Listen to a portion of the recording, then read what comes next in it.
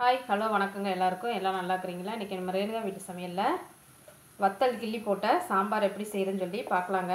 அதுக்கு வந்து நான் ஒரு 150 கிராம் வந்து பருப்பு கழுவி எடுத்து வச்சுக்கிறேங்க. இது கூட நம்ம ஒரு 1/4 ஸ்பூன் அளவுக்கு மஞ்சள் தூள் வந்து சேர்த்திக்கலாங்க. இந்த அளவுக்கு மஞ்சள் தூள் சேர்த்திக்கலாங்க.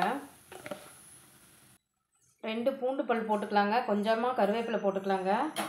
ஒரு 3 வெங்காயம் போட்டுக்கலாங்க, சின்ன வெங்காயம். கொஞ்சமாக விளக்கெண்ணெய் வந்து சேர்த்திக்கலாங்க, ஒரு 10 சொட்டுக்கு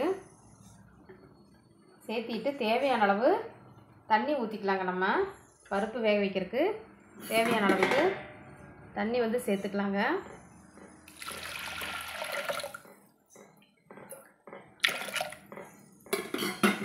சேர்த்துட்டு நம்ம மூடி வச்சு ஒரு 3 விசில் விட்டு எடுத்துக்கலாங்க. பாருங்க, பருப்பு நம்மளுக்கு சூப்பராக வெந்து வந்துருச்சுங்க. இப்போ நம்ம பருப்பை இறக்கிட்டு ஒரு தாளிப்பு வடக்கல் வச்சுக்கலாங்க.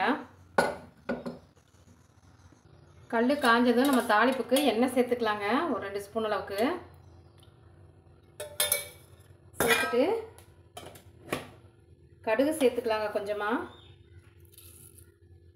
கடுகு பொரிஞ்சதும் கடுகு பொரிஞ்சிருச்சுங்க. நம்ம வந்து மிளகாய் வத்தல் வந்து சேர்த்துக்கலாங்க. ஒரு 4-5 மிளகாய் வந்து 2 கிள்ளி வச்சுக்கிறேங்க. நான் சேர்த்துக்கலாங்க. சேர்த்துட்டு சின்ன வெங்காயம் வந்து ஒரு கைப்பிடி அளவுக்கு வெட்டி வச்சுக்கிறேங்க. அதையும் சேர்த்துக்கலாங்க. கொஞ்சமாக கருவேப்பிலை சேர்த்துக்கலாங்க. வெங்காயம் கொஞ்சம் ஓரளவுக்கு நம்மளுக்கு வதங்கி வந்ததும் ஒரு தக்காளி வந்து வெட்டி வச்சுக்கிறேங்க. அதையும் சேர்த்திக்கலாங்க. சேர்த்திட்டு நல்லா வதக்கிலாங்க. கொஞ்சமாக ஒரு 2 கல் உப்பு சேர்த்துக்கிட்டோம்னா தக்காளி வந்து நம்மளுக்கு சீக்கிரம் வதங்கி வந்துடுங்க.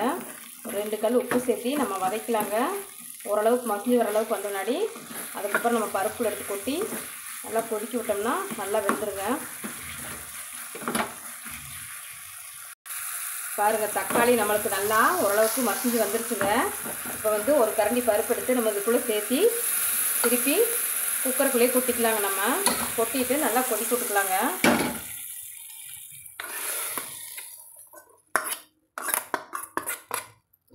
கொட்டி நல்லா கலந்துவிட்டு கொஞ்சமாக தண்ணி சேர்த்து இந்த வடக்கல்ல நம்ம அதுக்குள்ளேயே கொட்டிக்கலாங்க. கொட்டிட்டு தேவையான அளவு உப்பு சேர்த்திக்கலாங்க. இப்போது நம்ம சுவைக்கு ஏற்ப இந்த அளவுக்கு உப்பு சேர்த்திக்கலாங்க. உப்பு சேர்த்திட்டு ஒரே 1 ஸ்பூன் அளவுக்கு புளிக்கரைசல் வந்து இது கூட கெட்டியாக எடுத்து வச்சுக்கிறேங்க. அதை சேர்த்திக்கலாங்க. சேர்த்தி நமக்கு நல்லா கொதித்து வரட்டுங்க. நம்மளுக்கு இந்த மிளகாயில் இருக்கிற காரம் மட்டும்தாங்க அந்த சாம்பாருக்கு. ஒரு 2-3 நிமிஷம் நல்லா கொதி கொடுங்க. அப்போ தான் அந்த மிளகாயில் இருக்கிற காரம் எல்லாம் நம்மளுக்கு இறங்கி இந்த புளி தக்காளியோட பச்சை வாசமெல்லாம் போகுங்க. நம்மளுக்கு ஒரு 2-3 நிமிஷம் நல்லா சாம்பார் கொதிச்சிருச்சுங்க. இப்போ மல்லி இலை தூவிட்டு பெருங்காயத்தூள் வந்து சேர்த்துட்டு நம்ம சாம்பார் வந்து இறக்கலாங்க. பாருங்கள், நம்மளுக்கு சுவையான மணமான வத்தல் கிள்ளி போட்ட சாம்பார் வந்து ரெடி ஆயிடுச்சுங்க. சூடான சாதத்தோட இந்த சாம்பாரை சேர்த்து கொஞ்சமாக சாம்பாரை சேர்த்தி நெய் ஊற்றி குழந்தைகளுக்கு சாப்பிட கொடுத்தா சாப்பிட இன்னும் சாப்பிடலாம் போலயே உங்களுக்கு தோணுங்க. எதுவுமே சாப்பிட மாட்டேன்னு சொல்கிற அடம் பிடிக்கிற குழந்தை கூட, பருப்பு வேண்டாம் அப்படின்னு அடம் பிடிக்கிற குழந்தை கூட நல்லா நீட்டாக சாப்பிட்ருவாங்க. இதே மாதிரி நீங்களும் உங்கள் வீட்டில் செஞ்சு சாப்பிட்டு பார்த்து எப்படி இருந்துச்சுன்னு லைக் பண்ணுங்கள், கமெண்ட் பண்ணுங்கள், ஷேர் பண்ணுங்கள், சப்ஸ்கிரைப் பண்ணுங்கள். நன்றிங்க. நாளைக்கு இன்னொரு சமையலில் நம்ம சந்திக்கலாங்க.